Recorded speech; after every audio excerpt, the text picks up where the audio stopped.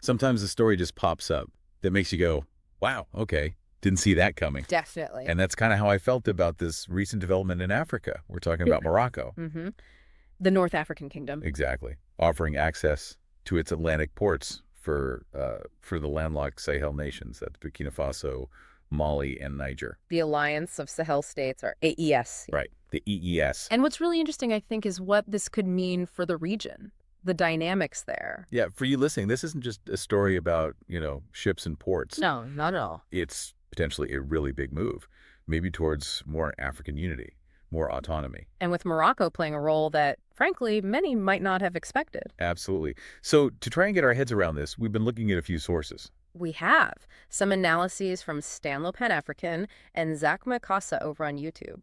And also an expert interview on Medi1 TV. Right. And one of the first things that jumps out, really, is just how vulnerable these Sahel countries are. Being landlocked, it's a huge disadvantage. Huge. Think about it relying on your neighbor's ports. That's often been Challenging. That's putting it mildly, yeah.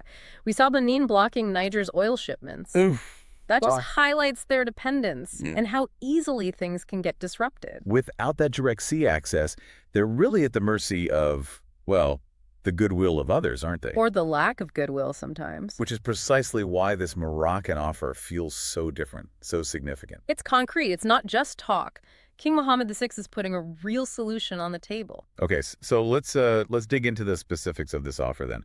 What exactly is Morocco proposing? Well, according to the sources, this actually goes back a bit to November 2023. Ah, okay. Not brand new then. No. King Mohammed VI apparently expressed readiness then to open up Morocco's ports, roads, railways, the whole package. The infrastructure access. Exactly. And crucially, this wasn't just a one-off comment. It was reaffirmed later at a high-level meeting in Rabat. So a sustained commitment, it seems. It looks that way. And it seems to go beyond just logistics, beyond just letting them use the ports. Oh, how so? There are reports suggesting Morocco has also canceled some debts owed by these countries. Wow, okay. Debt cancellation. And even eliminated customs duties on goods coming from the ES nations. Right. So that's not just about getting goods to the sea. It's about making trade easier, cheaper. Precisely. It signals a much deeper kind of economic partnership. What kind of impact would canceling debt have? That must be significant for their economies. Oh, absolutely. It could free up, substantial resources, money they could then reinvest. Into infrastructure. Well, social programs. Things like that, yeah. And cutting customs duties, that makes their exports cheaper, more competitive internationally.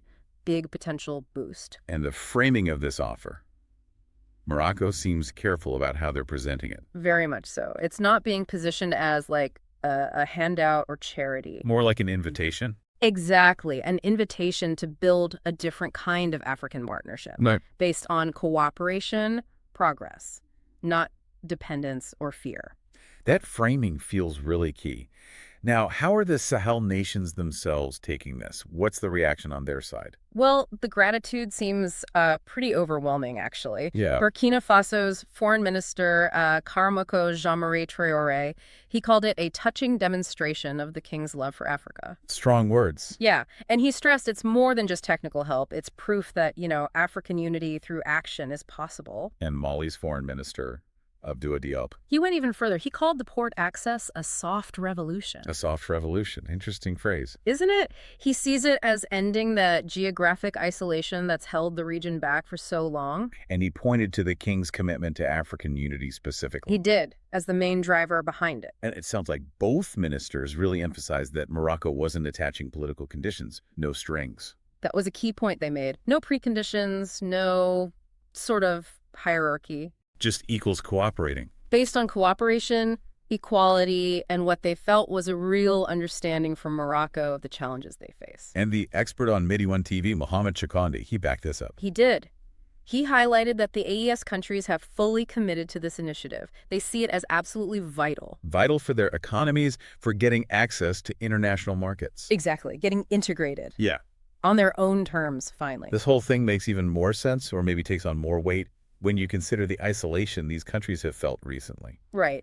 That's the broader context here. Our sources suggest the AES nations, Burkina Faso, Mali, Niger, they've felt quite separated. From who? Other African nations? From some, yeah. Yeah. Nigeria, Cote d'Ivoire, apparently elements within Ghana, too. Hmm. Nations that seemed, let's say, opposed to their push for more sovereignty? Sovereignty meaning their ability to govern themselves without outside interference. Essentially, yes. And it gets more serious. There are accusations. Accusations that Benin and Cote d'Ivoire might have even allowed external forces, Yeah. specifically French forces, to set up operation centers aimed at potentially destabilizing their Sahel neighbors. Wow. Especially after the coup attempt in Burkina Faso. That's the context mentioned, yeah. It's a serious claim about where allegiances might lie. It really paints a picture of diverging paths in Africa, doesn't it? It does. Some nations seemingly aligning with external powers while Morocco is emphasizing, African cooperation. And the practical difficulties faced by the AES, border closures, things like that. Yeah, border closures, Nigeria cutting electricity to Niger, trade blockades, real hardships imposed by some neighbors. Which makes Morocco's solidarity stand out even more. Definitely. So, okay, what's driving Morocco here? Why are they doing this? It can't just be altruism, surely. Probably not purely altruism, no. There are likely strategic calculations, too. Such as? Well, Morocco must recognize that instability in the Sahel. It doesn't just stay in the Sahel, does it? Yeah. No, it tends to spill over. Terrorism, trafficking, humanitarian crises. Exactly. And the fall of Gaddafi in Libya is often mentioned as something that really worsened the situation, made the Sahel a corridor for instability. So this initiative, Mm-hmm. it could be seen as a way to tackle the root causes. Precisely. Things like poverty, lack of opportunity, these can make people vulnerable to extremist groups. Right. So offering trade routes, economic chances, it's a kind of long-term security strategy for Morocco and the region. That seems very plausible. It's looking beyond just military responses. King Mohammed VI's approach, Mhm. his foreign minister Nasser Bourita described it. Yes, as offering an alternative to despair through development, infrastructure, education, trade. Not just security forces. Exactly, a more holistic long-term vision. And that expert, Mohammed Chakwandi, he brought up Morocco's diplomatic principles. He did. Non-interference in other countries' internal affairs. Respect for sovereignty. And he contrasted that with how some other neighbors have acted. He drew a clear contrast, yes. Emphasizing Morocco's role is about accompanying the Sahel countries. Accompanying them through their transitions, supporting them without imposing. Without imposing or marginalizing them, which, again, feels quite different from some of their other experiences. It all points towards maybe a different vision for Pan-Africanism, solidarity among African nations. It feels like a step in that direction. Less about symbolism, more about concrete action. Real support, helping each other out, especially when times are tough. Yes. And it definitely challenges that sort of traditional reliance on former colonial powers for solutions. Promoting the idea of African solutions for African problems. Absolutely. And you saw that solidarity between Mali and Burkina Faso towards Niger after the coup. Right, they vowed to stand together against any attack. That felt like a new kind of alliance forming, based on mutual support, not just old treaties. And it contrasts sharply with how ECO has handled things, doesn't it? Well, ECOWAS was seen by some, certainly within the AES countries and their supporters, as being influenced by external interests. Imposing sanctions, threatening military intervention. Exactly. Which raises questions when you see apparently significant grassroots support for the new leadership in those AES countries. Yeah, even when ECOWAS wanted them removed, it makes you wonder about, well, what democracy really means in that context. Whose voice matters most? It's a complex question. It definitely pushes you to think about governance and external influence differently. And this port access offer, it isn't the only thing Morocco has done, is it? There have been other examples of support. That's right. The sources mentioned, for instance, Morocco building a prenatal clinic in Bamako, Mali. When was that? Back in 2022.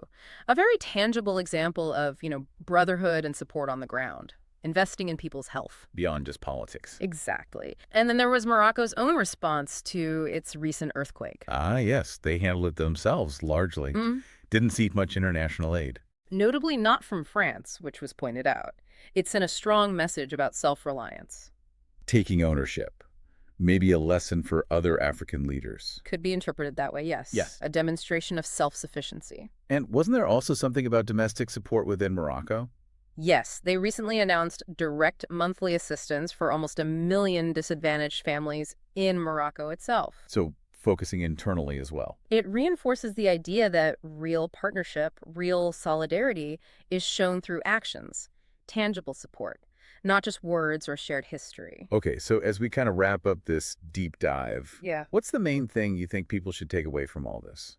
I think the key point is that Morocco's offer, this port access, it's genuinely significant, a real act of solidarity. Potentially a catalyst. Yeah, potentially a catalyst for greater economic independence for these Sahel states Hmm. and maybe stronger regional cooperation overall. It definitely challenges the old ways of doing things, doesn't it? The existing power It dynamics. does. It puts practical support and mutual benefit right at the center of African unity. Right. So hopefully you listening now have a clearer picture of this major development, the challenges these landlocked nations face, and this surprising leadership role Morocco is playing. And maybe it leaves you with a thought to chew on. Could this be the start of something bigger? Like a new era of cooperation in Africa. Could tangible support, shared infrastructure, could that become the cornerstone of a more unified, more resilient continent? What are the long-term ripple effects for the Sahel, for Africa as a whole? Big questions, definitely worth thinking about. Absolutely. And if you want to explore more, you could definitely look into the Alliance of Sahel States, Morocco's broader foreign policy in Africa, and just the general challenges facing landlocked nations globally. It's a complex picture, and it's still unfolding.